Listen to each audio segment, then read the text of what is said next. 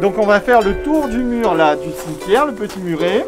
Et vous allez essayer de me trouver une trace pour me dire que l'église, elle venait quelque part vers là. On la fait une pochette. Et là, on peut se dire que venez s'appuyer sur ces poteaux, peut-être une autre voûte, ici, comme ça. Vous êtes d'accord avec ça, sur les trois ?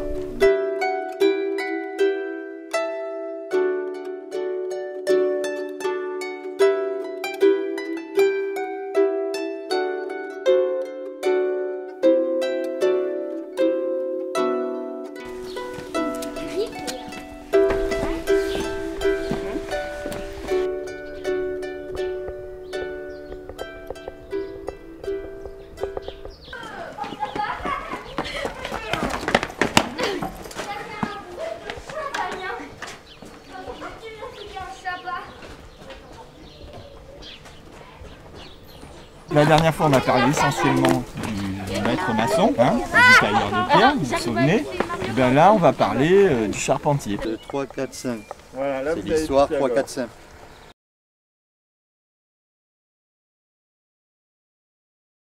C'est la massette, ça servait à tailler les pierres. Qu'est-ce qu'elle a, cette massette de particulier? Elle a un rond. Ouais, et d'après toi, ça correspond à quoi? La taper. C'est mon marteau taillant qui sert à tailler la pierre. C'est un ciseau grain d'orge. Voilà. Marteau taillant grain d'orge. La bouchon, ça servait aussi à tailler les pierres. Regardez tout, ça fait des petites pyramides. Ou alors des petits diamants. Voici le maillet. Ouais. Et en fait, pourquoi je t'ai demandé de prendre le ciseau taillé en grain d'orge? Parce qu'en fait, on tape pas avec du fer sur du bois. Vous voyez l'histoire? Et alors, cette église qui s'appelait, aujourd'hui ça s'appelle la chapelle Notre-Dame du Plan. Vous êtes d'accord? Alors autrefois, ça s'appelait l'église Sainte-Marie. Et donc, cette église, en fait, c'était un prieuré, c'est-à-dire que c'était pas vraiment, ça relevait d'un monastère. Les moines de Marseille, donc d'une abbaye qui s'appelle Saint-Victor de Marseille. Elle est juste au-dessus du Vieux-Port, comme ça, qui sont venus jusqu'ici, au XIe siècle, vous voyez, il y a très longtemps, construire ce prieuré. Au moment où on construit l'église du village, 1 ou 2 siècles plus tard, eh bien, on a des meilleurs outils en fer, c'est plus facile de fabriquer des outils, et donc on a pu tailler beaucoup mieux les pierres, alors qu'ici, on l'a beaucoup moins fait. Donc, à force, eh bien, les gens sont allés dans l'église du village, et puis beaucoup moins ici.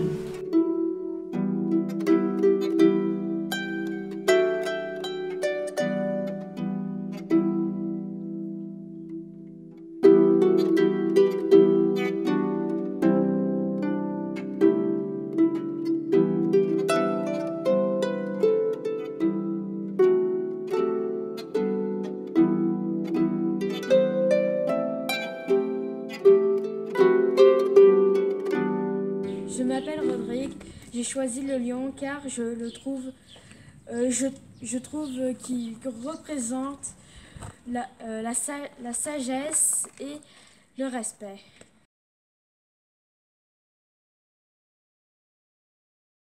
Je m'appelle Clara, j'ai choisi le chien parce que j'avais beaucoup d'amitié pour eux.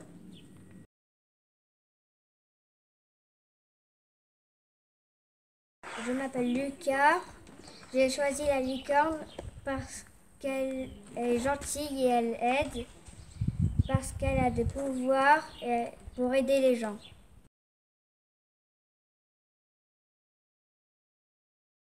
Je m'appelle Romance, j'ai choisi l'aigle car il me fait penser à mon ange gardien et il est majestueux et il vole autour de chez moi.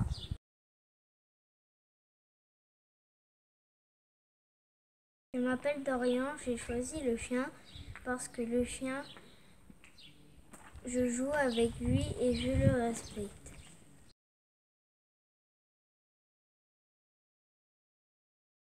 Je m'appelle Lilia et j'ai choisi la chouette parce que je trouve qu'elle évoque beaucoup de honnêteté et elle n'est pas dans les mensonges et moi je n'aime pas les mensonges.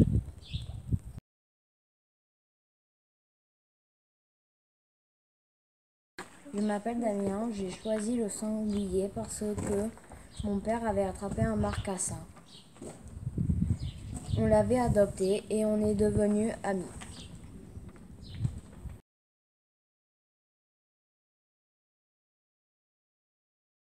Je m'appelle Estelle et j'aime bien les chats.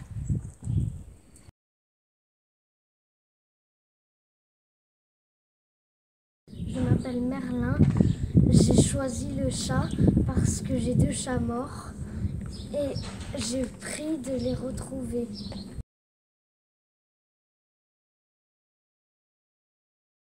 Je m'appelle Ina et j'ai une grande passion pour les animaux.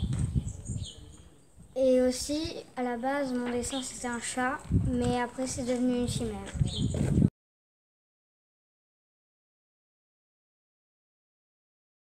Je m'appelle Mikri. J'ai choisi l'aigle parce qu'il est beau, grand, fort. Il me fait penser au respect.